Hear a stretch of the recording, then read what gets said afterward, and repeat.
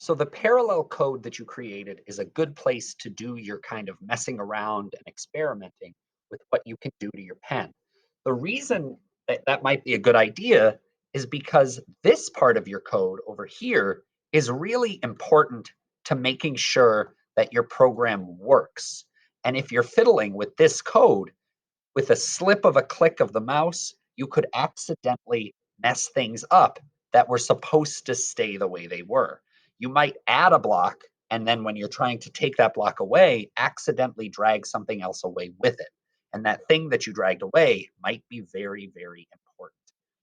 So by putting my other code separately, I can keep this chunk safe and make sure that I kind of leave it alone. Now, another thing that a smart coder might do is add comments so that they can keep track of what the different parts of their code are doing. The way to leave a comment is by right clicking on the piece of code that you want to talk about. So, my if then chunk right here, if I right click on that, it gives me the option to add a comment. And then I can type in and say, this tells the program when to draw. Now, anybody who was looking at my code would know why that code is there.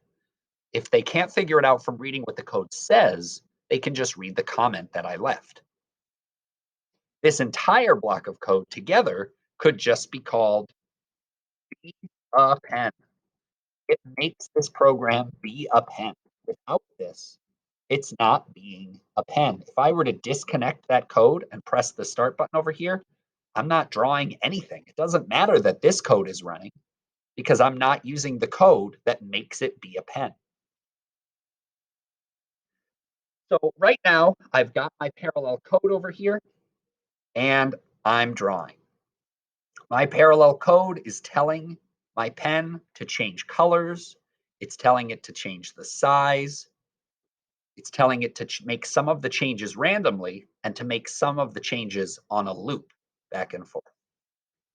I want you to take some time to experiment with what you can get your pen to do.